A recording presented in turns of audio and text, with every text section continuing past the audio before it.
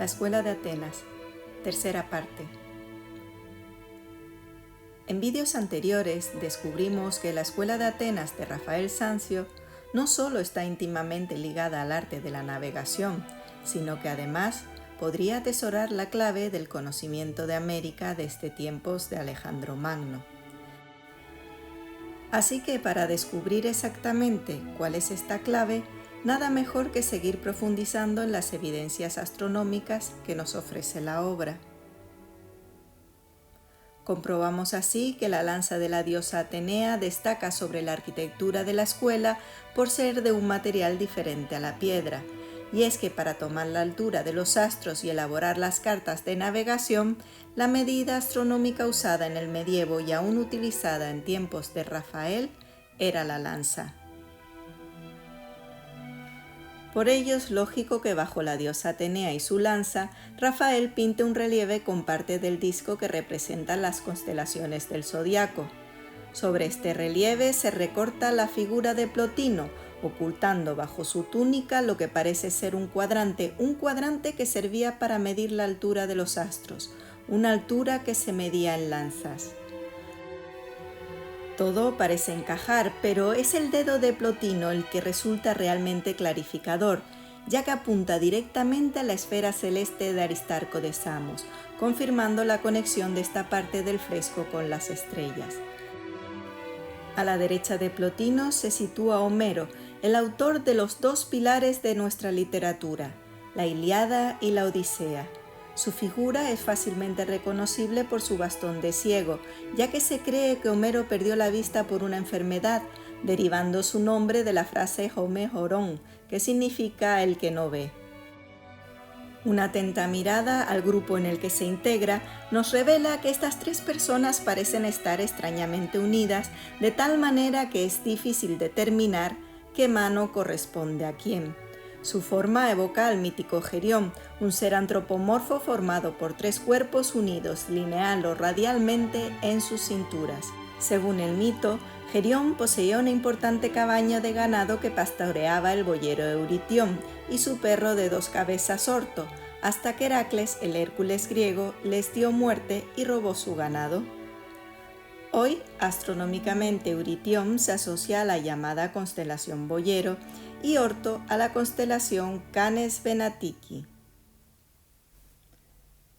Así, al colocar a Euritión y a Orto en el cielo como las constelaciones de Boyero y Canes Venatici, descubrimos que estas constelaciones están rodeadas por otras que toman la forma de un cuadrante, del héroe que les dio muerte, esto es de Heracles, de una corona, de una cabellera y por último de una serpiente. Del mismo modo, observamos que en el fresco de Rafael, el Homero Gerión está rodeado por el cuadrante que oculta Plotino, la corona radiada de Ptolomeo I, la cabellera serpentina de Medusa y por último de un joven cuyo cuerpo toma precisamente la forma de una S y por tanto una forma serpentina.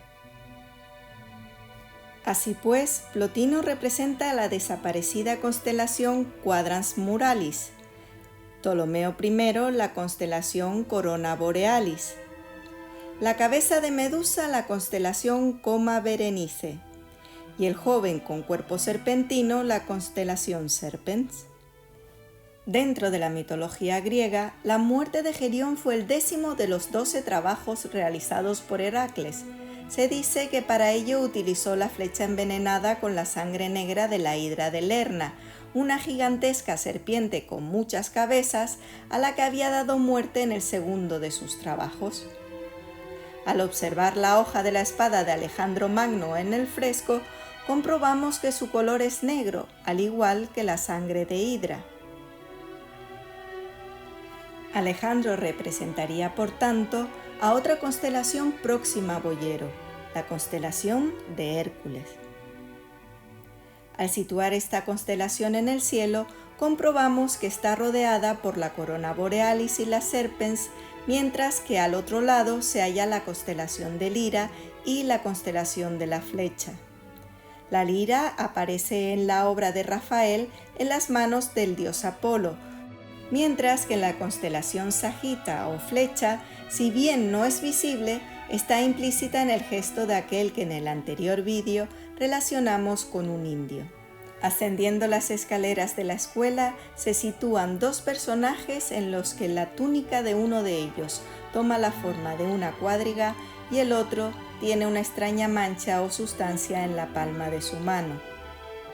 Se recoge así el mito de Mírtilo, el cochero del rey Enómao, que sobornado cambió los clavos de hierro del carro de su señor por unos de cera, provocando su muerte. Un mito que enlaza con la constelación del Auriga. Y si las otras constelaciones se sitúan en la misma mitad del hemisferio norte, la constelación del Auriga se sitúa en la mitad opuesta, del mismo modo que en la obra, estos dos personajes son los únicos que toman una dirección ascendente en el plano. Así pues, si en esta escuela de Atenas el arte sobre el que gobierna Apolo es la navegación, ante todas estas evidencias no queda sino concluir que la ciencia sobre la que rige Atenea no es otra que la astronomía. Pero si bien la lanza era la unidad de medida en el medievo, en la Grecia clásica, la Grecia de Alejandro Magno, la altura astronómica se medía en codos. Junto a Platón, un personaje parece aludir al codo angular al señalar con su dedo el codo del brazo que el filósofo precisamente alza al cielo, mientras que en la parte de Aristóteles parece hacerlo al codo lineal, otro joven que apunta al codo de un destacado personaje de túnica azafrán y por extensión al del propio Aristóteles.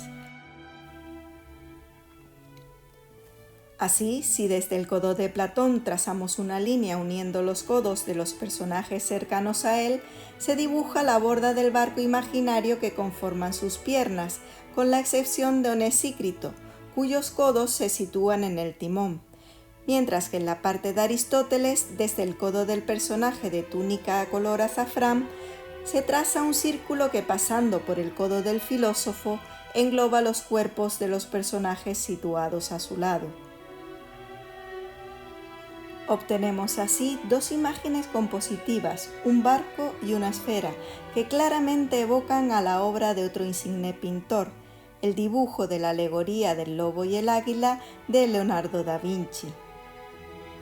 Lógicamente, este parecido no es casual, ya que ambos pintores hacen referencia a la navegación astronómica, esto es, a la capacidad de poder leer en la esfera celeste para conocer la posición y rumbos en alta mar.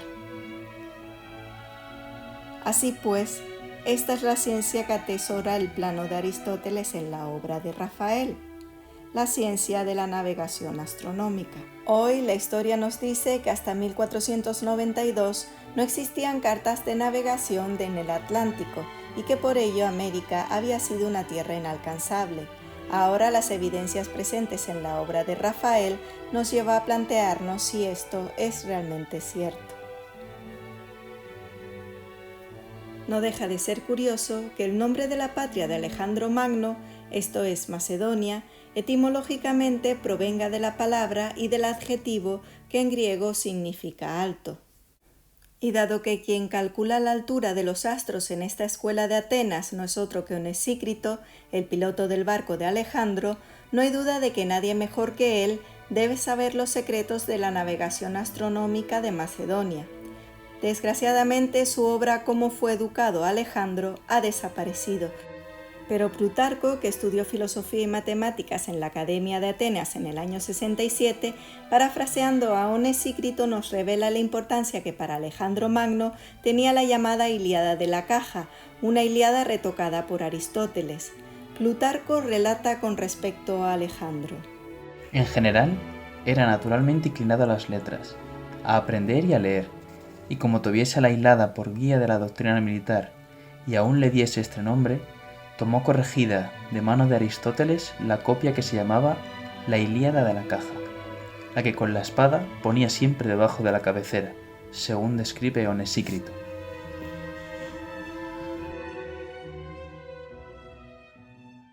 A la luz de este testimonio no queda más que preguntarse por qué Alejandro Magno atesoró con tanto celo un poema épico y por qué Aristóteles corrigió para Alejandro una obra que ya por entonces se consideraba maestra. En 1991 fallecía Edna Florence Leigh, dejando tras de sí extensos estudios sobre la Ilíada, que más tarde serían recogidos por su hija en un libro titulado El enigma de la Ilíada. Estos estudios revelan que la obra de Homero es realmente un tratado astronómico en el que los relatos sobre dioses y guerreros reflejan las posiciones de los planetas, las constelaciones y las estrellas en la esfera celeste. De ser esto cierto, leer entre sus líneas equivaldría a leer en los cielos.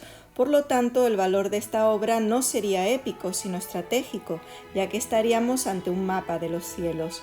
Su lectura sería entonces esencial para ubicarse en el océano, en ese océano en el que, según Plinio el Viejo, tuvo lugar las mayores victorias del rey macedonio, el Atlántico.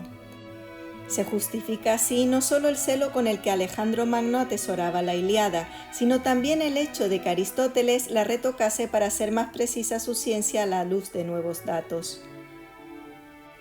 Así pues, puede que la carta de navegación que permitía los viajes a través del Atlántico haya estado ante nuestros ojos durante milenios. En el próximo vídeo aportaremos los datos que confirman que América efectivamente era conocida desde tiempos muy remotos.